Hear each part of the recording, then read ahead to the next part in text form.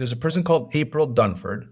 One of the ways that she recommends that people enter the sales pitch, like once you get that call, look, you want to meet with you, understand what you guys do, etc., is to frame everything within the context of your industry. So you could say something like, I'm sure you're familiar with sort of how TikTok works, etc. Let me explain where we are positioned versus the competitors.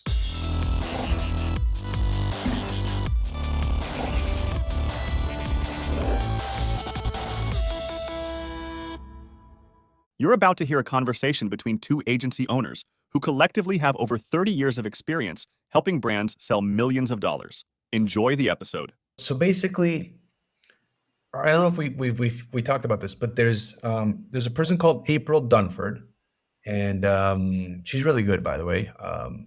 So I just want to be clear that these are like her ideas and her stuff. But she talks a lot about positioning, and basically, when she says positioning, she really makes you understand what the client or the end customer is going through, especially in B2B scenarios, what they're going through when they're trying to make a purchasing decision. And she talks about software in particular, but I think this applies to all of B2B. And it basically states that a lot of the times in B2B, there'll be a boss or someone high up in the organization that says, yeah, I heard about this AI thing, Romulo, go figuring this out. And it's like, oh, like, okay. So I have to find some vendors and I have to figure this, like whether or not we can apply this or where. That's a big task, right? So AI would be particularly hard because there's thousands of products. They all claim to have AI. They all claim these things. So saying in general, you're saying that, that CEO that's like, hey, I heard this rumor about, people growing their business via AI. Jimmy, yes, you're responsible for figuring out how AI can do some research, find out how AI is helping other businesses and see how you can implement it to us. Yeah. 5 years go. And then now Jimmy says that, okay, I'm going to figure out something for my boss. This is what we're talking about. Yeah. And then Jimmy happens all the time. Yeah. And Jimmy has a small team, Jacob and John, and okay, let's figure this out. And so let's say it's not AI, because AI I really think is actually very difficult, because what are you applying AI to marketing, sales, operations, finance? But don't be surprised. I remember being in the same situation in 2006 or 2005, when pretty much Verizon Wireless, a big monster at that time, they were like, so this Facebook thing is catching on. What is this social media thing? Yeah. Romulo, Frank, go and figure it out. And it's just but at least that's like more specific. Within the marketing department. Yeah, you're right. If it's AI, figure out how it applies to the organization. That's a monumental task, because as I said, it's finance, operations, marketing, sales, it's everything. So all these softwares and products have AI built in, etc. And so let's not say it's AI. Let's say it's something else. Let's say it's I don't know. TikTok. Go figure out. Go figure out how TikTok is going to make me money. Right, or something like that, or we need to do TikToks. Let's find an agency, right? And so the basic premise of her whole thing is that's really hard for the person, and the person might start with a website that does reviews, so like some Gartner or someone like that, and then you're doing you see the reviews, but a lot of the vendors are going to look the same, right? So when you're looking for a TikTok agency, like, okay, I might Google that. I might, go to review sites, and then I'm narrowing the list down to like, maybe 10, right? But they're all going to look sort of the same. That's the problem, right? That they're all, even though they're saying like, we're the only ones that do this, or we're specialized in this, at the end of the day, they need a TikTok agency. They need to produce some videos, like, maybe they're all the same. And so, she says that that's quite a big problem, right? And so one of the ways that she recommends that people enter the sales pitch, like once you get that call, look, you want to meet with you, understand what you guys do, etc., is to frame everything within the context of your industry. So you could say something like, okay, well, look, I'm sure you're familiar with sort of, how TikTok works, etc. Let me explain where we are positioned versus the competitors, right? So in our case, for example, in Castleberry, which is something I'm more familiar with, it's easier for me. We can say there's traditional consulting. So you got your McKinsey's, Accenture, etc. And there's the traditional agency. We're creative, we do ads, we do the whole thing, we run the show, right? When we tell them, like, look, these guys, the consulting people, can probably build you a decent strategy, a decent content strategy. They can do certain things, but it's not their specialty, right? Like these guys It's aren't. not what it's not what they'll give you a section within a big pie. You need to fix your marketing. You should do this, and this. And maybe they're good, and some of these have bought agencies within, and so they now operate at that level, and they can probably do a decent job. They're going to charge you a lot, and they'll probably do something decent. Like I don't think that they're necessarily bad, but it's not their specialty, right? Like they're not, they're maybe more like strategic level,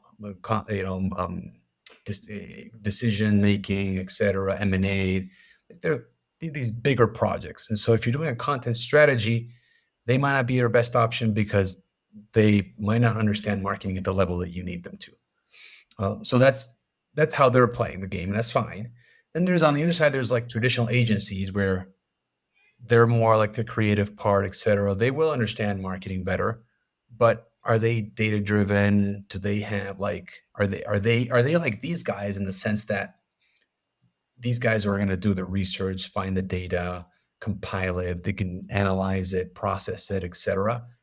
That's not really their specialty. They're more of the creative agency that's going to do certain things. And so we're saying, we're saying we're bringing the best of both worlds to be able to deliver a content strategy. So we're saying you're like a right brain, left brain together. We got the data analytics. We also got the creative. We can justify why we're doing this because of this, and then you can just actually work together rather than have I would say we're not even saying we're bringing the creative and the analytical together, because I think that's something that a lot of people say. It's a basic. We're really saying look, we are data driven and analytical like these guys, except we're specialists. And on the other side, there's agencies, but agencies aren't really known for building complete strategies. They're known for executing on campaigns, and they do their job well and running ads, etc. But they're not necessarily building the entire strategy from top to bottom, right? Exactly. Got you to the point, because a lot of times an agency is directed by the marketing department of business. So the marketing department of the business is okay, we want a McDonald's. I'm loving it. We're gonna go in and I'm loving it. That's our speech. Agency, come to me and show me your best, your best pitch of I'm loving it, and then they go into it. Then the creatives then create something that is just like, yeah, I'm loving that. Kind of that's the system. But there is a brain integration. Yeah, but you could argue that there's another agency that's saying, I came up with the I'm loving it concept. Oh, yeah.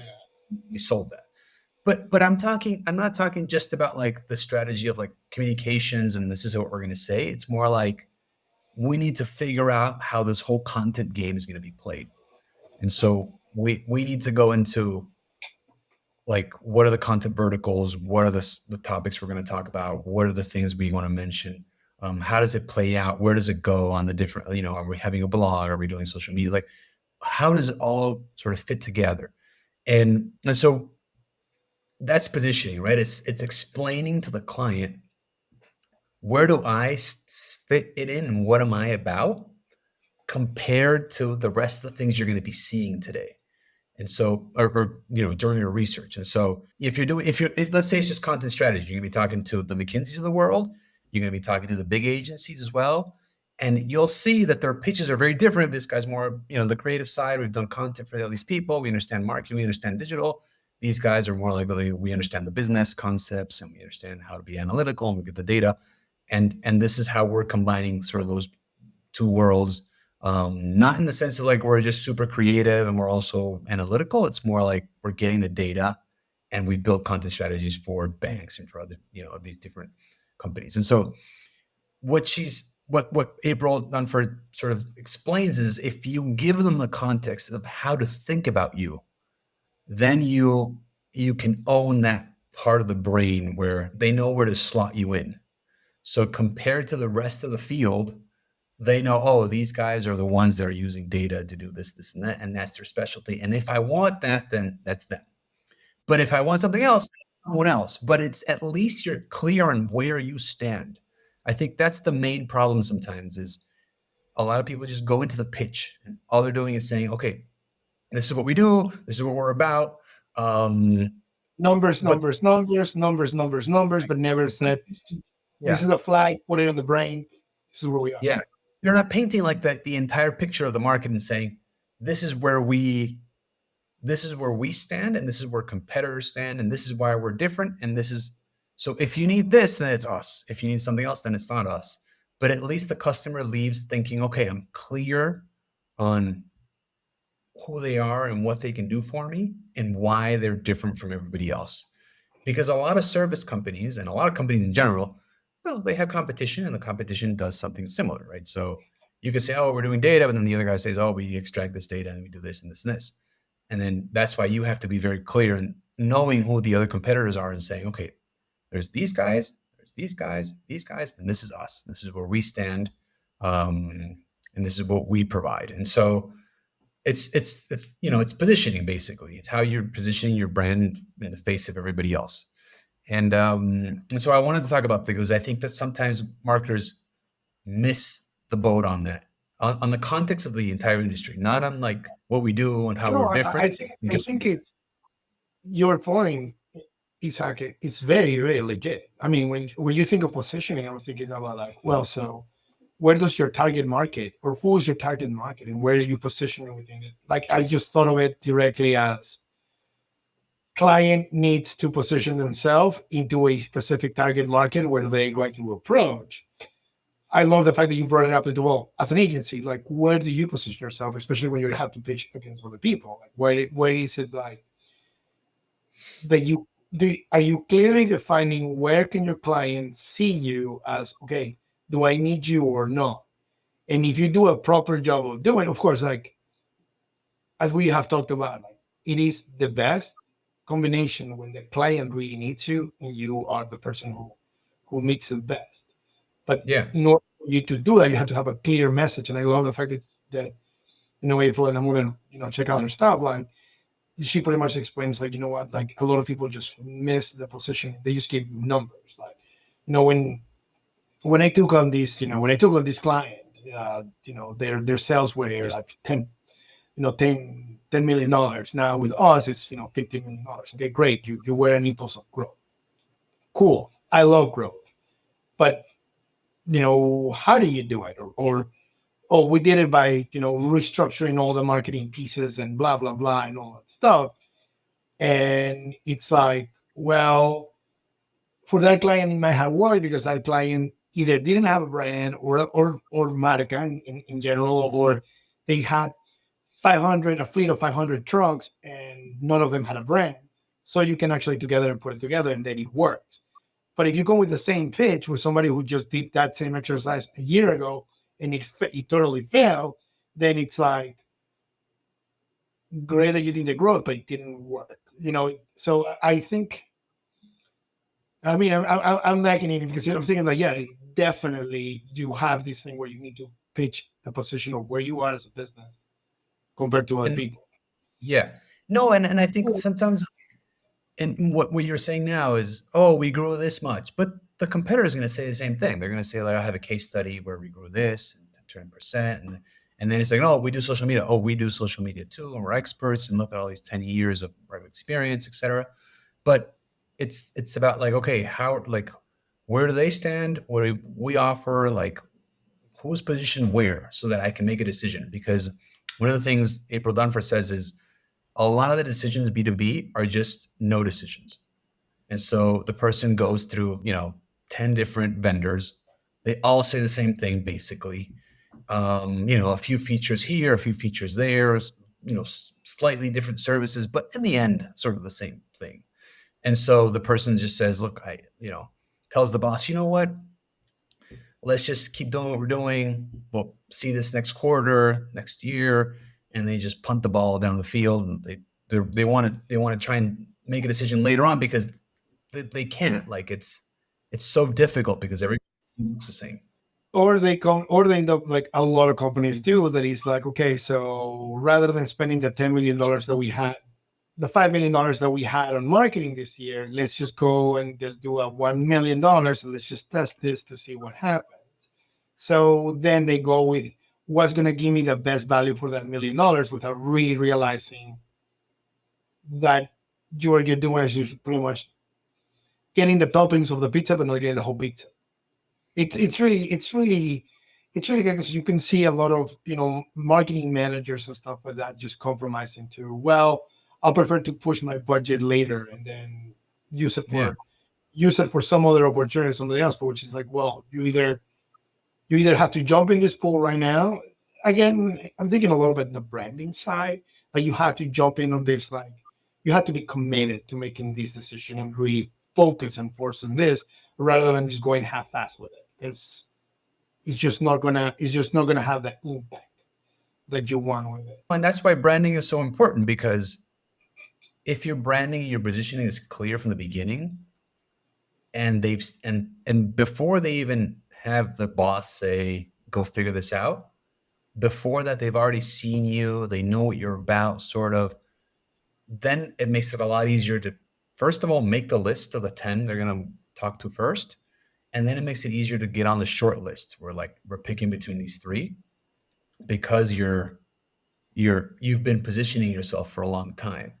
And I think it's what we've talked about before, right? People think marketing is linear, like, oh, I see the ad, go purchase, but it's really not. Like I've seen these guys before. I sort of know what they're about. I read a couple blog posts. Yeah. And then I read a couple blog posts, but then the other guy was the CFO. I think he saw a video once.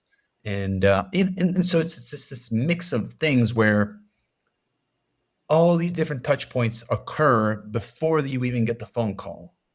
I've been on their site. So it's just, and we talked about this recently within the company. We're doing an article about this later, but it's the whole messiness of tracking marketing and understanding where people are coming from is very difficult because, maybe the marketing manager read a blog post and the CFO saw a video, and then the general manager saw something else, and this person went on your website, but then nobody else from the committee who's making decisions has been on your website, but one person has. And so all of these things have to work in tandem and in as a symphony, and tell sort of different stories to the different people, so that when they come to the decision, they all have something in their minds about your company. And that only happens if you've done the positioning correctly and your brand is attached to that positioning, so that when they come to the meeting and these 4 or 5 decision makers from B2B are there, they all have something in their minds, and what they have in their minds is sort of similar in saying, oh yeah, these guys are specialists with, they analyze audience data and they're great at that. And that's what they're about. I think if we went with them, we would understand our audience better, and we would build content just for them, etc. Right? And so, or versus these guys are SEO focused, they'll do the keywords. We'll get Google. Well, it's like a different monster, right? So depending on what we need more, what we need more of, then we'll pick the right company to work with. But that positioning has to be clear. Otherwise, you're one more and willing to specialize in the marketing world. And this, you right now, you're very well positioned. You know exactly that this is B2B strategic content that is targeting, specific high-end individuals that are looking for this content, and we feed them this way. You have your strategy, you have your ways to do it, you have the AI and everything that supports it, so you have a really good tier package. What happens with a lot of marketing agencies is that, yeah, we got that. Oh yeah, we do that. Oh, SEO, 100%.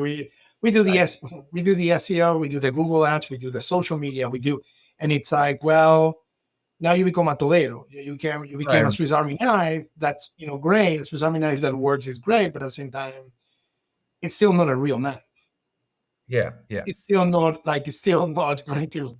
It'll get you somewhere, but it won't get you probably where you really are trying to do. So it takes a lot of I love the positioning idea.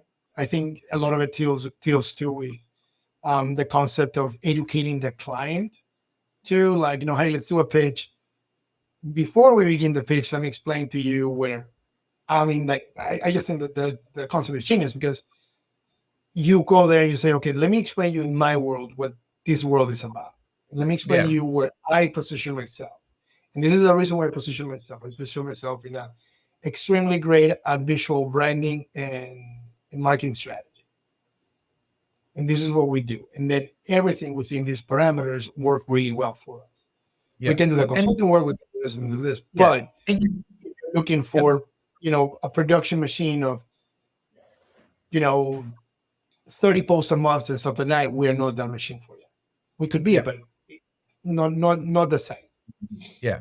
No, and I think and what I was going to say is on top of that, it gives you a chance to tell the story. So you could say we're positioned here and this is why. And we came across this problem or I had this experience and then this happened and then that's why we built this machine like this. And it fits very well into storytelling and explaining who you are from how you went from zero to like the business that you now have, the tools that you've built, etc.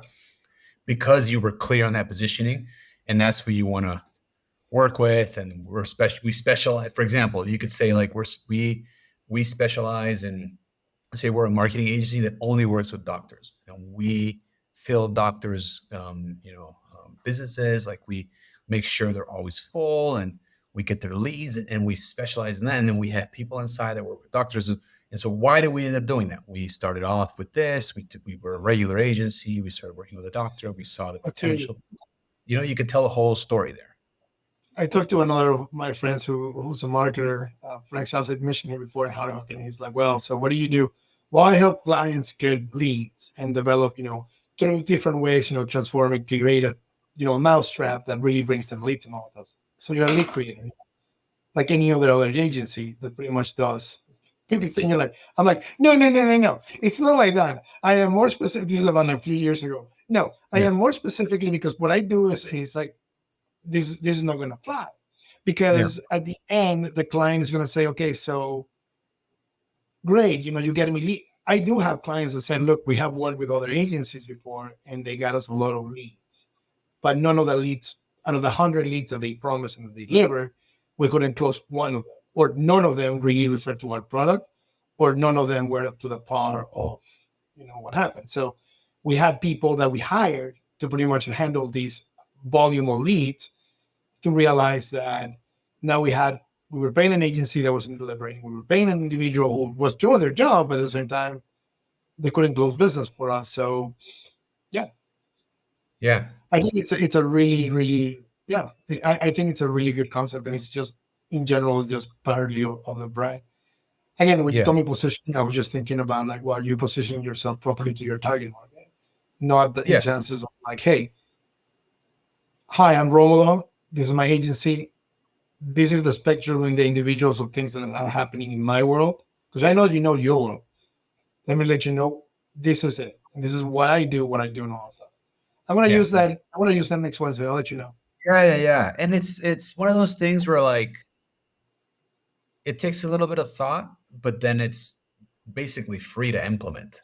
It's like all the stuff that Cialdini and the influence guy, a lot of those things are free and ethical, and like this is how you would do it. And this is one of those things I think where like you can change your pitch and figure out a way. Like it takes some time to figure out and say, okay, where's our positioning? Where are we clear to the line? Like how am I going to tell a story? But then once you have that, then it's easier to like say this is the map and this is the lay of the land and this is where all these people stand and this is how I add value. sorry, I was just thinking that it's good for a business that is comfortable in their skin to have this approach. Not just a marketing agency as we're talking. It's just like, hey, I am, when I am a carpenter,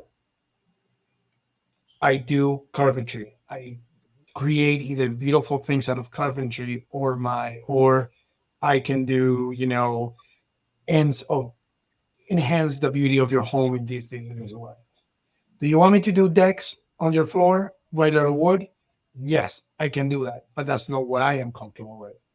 My skin is I am a carpenter, and then pretty much specialize what it is. I mean, I know that people would take the job as like, well, if you needed a carpentry, I needed the job, I'll take it, but you have to be very comfortable within who you are and understand the value of the real customer. Yeah, and I think it doesn't necessarily stray away from I need to be positioned for my ideal customer, because in the end you're still positioning yourself for that customer, so you could say like we only work with doctors, for example, and that could be that's your positioning, and then you can tell a story, etc. So you're still attacking the target customer. It's just you're also explaining how you fit within the entire industry and how you're different, etc., and how you're better or in certain things, right? Not everything. I think it's hard because the common conception people have is the more things I do, the more money I make, or the more products I sell, the more money I can make. And that's not always true. And so if the agency is doing everything, then it's doing nothing. Like it's not standing for anything. So it's as if you had a job and you said, "Oh, I mean, so what's your specialty, Romulo?" It's like, "No, no, no, I'm good at everything." So if you need someone to, I don't know, to run calculations, it's me. If you need someone to do marketing, it's me. If you need sales copy, it's me. If you need me, like it's you probably wouldn't get hired because people would say like, "Oh, I mean, this guy's not a specialist." And Sounds most too companies good to are be special. true. I would tell you that there is a market for Swiss Army knives agency, or there's a market for, hey, so Jimmy, you paint houses, yes. What else do you do? Well, I do plumbing and I do this and I just like, well, perfect. Jimmy, can do everything. Let's and there is a market for that. People sometimes Yeah, are yeah. looking for that. I have had a lot of clients in my life pretty much say like, oh, we're looking for one agency that we can just deal with one point of contact and handle everything. And it's Mhm. like, Yeah, and a okay, lot of they're like that. A lot of the big ones are like that. And what they do is they have the big one, and then they have smaller ones that work with the big one to deliver all the services. And there's an argument there that if you once you've reached a certain level of revenue in your company, sometimes you need to expand by going into adjacent markets or offering more services, etc. And there's a case for that. I think, yeah, but that's growth. That is legit. This is my pie. I'm already on top of it. I need to increase my pie. So it's very different than saying like, "Oh no, we're a company that's specialized in doctors or whatever it is, or not even doctors. Like we help pediatricians." Then you're super focused, and once you capture that market, then you can say, "Okay, well, now I'm going to help dentists, and then I'm going to help these," and you can grow. But I think the focus at the beginning makes it easier to win contracts. It also makes it easier to lose a lot because there's a lot of things you're not going to do. But it makes it much easier to say, well, I'm a doctor. I've got an option. These guys, I'm a pediatrician. So these guys help pediatricians. That's what they do. They understand kids. They like all their case studies are about that. Or this Swiss Army knife agency that does everything. Like even if you're doing everything, you're still doing everything for that one particular type of customer. And so it's I easier to think it deals with, when it comes down to it, it's like the uncomfortable. Like to have like a bug that is uncomfortable. It's just the quality of the work. Mm, Because I know a lot of companies that just focus in dentistry. I have an orthodontist client. It's my only one. We only focus on him. The reason why I do that is because then my team, who is doing creative and working for that, only has to worry about creating original content for this individual. And we know what originality kind of stands with. Um, which is the reason why I'm saying, well, There's other orthodontic companies that, well, we can get you some more leads. We can, we have 15 orthodontic clients and this is what we do. And then it just chips in the same. Of course, now what I'm feeling is that these people are going with me because they know that we create original content for them and they're the only ones that we do. It is part of our boutique agency. We don't take clients within the same spectrum and compete each other because we just don't do that. That's Create 180 now at 16 years of age. I don't know what Create 180 is going to be. Was it hits 20 or just 25? You don't know. Next year it could be hey, we're the AI agency that everybody loves just because it's that hard work. I don't know, but Well, I also think like what's confusing is there are many ways to win. And if you look, for example, at HubSpot, they chose a different path where most people in SaaS and software say, you've got to, go to B2B, got to go enterprise, you got to go where the big money is. Makes sense. Specialized, do one thing really well. And that's how you grow the company. And then you can go into adjacent markets and do everything else. And they took the opposite approach. They said, we're going to SMB, so small and medium businesses. We're going to be more like a broad software that helps you do a lot of different things in marketing and sales. Everybody needs to do marketing. Well, the whole thing is that every small Right. business, every company needs marketing. So we can just create something that. Yeah. And so they went against conventional wisdom and they still end up, billions of dollars in revenue and a huge company. And it's interesting because then people are like, oh, but these guys did it this way. And so I don't think it's about whether or not you're doing it one way or another. It's the whole argument is at least be clear on your positioning. So they were clear. We're for small business. We're, general software for a lot of things that we want to help them with. And they've been growing within that realm. And so they dominated a market where most people didn't want to go because most people say, oh, small and medium businesses, they churn a lot. Their revenue isn't very high. They don't have a lot of budget to pay you. They demand a lot. Like it's very difficult to work with small and medium businesses because of all those things. I think they also have, there's also with the HubSpot story, it's also not only positioning, but also, one of their core competencies is the technology. So they could say, well, we can develop the tech and grow with the tech too. So we can definitely, have that integrated. If you know that they, HubSpot every year they keep coming up with new products. It's kind of like a Google in a way. They keep coming up with new products. So it's like, okay, so I know that the core competency, it's also developing tech. Not a lot of agencies, companies can do that. So. Of course. No. And we're talking like this is the general business strategy. But what I'm saying is like you can pick the path you want. You just the whole concept is let's be clear on the positioning so that we can attract the right people.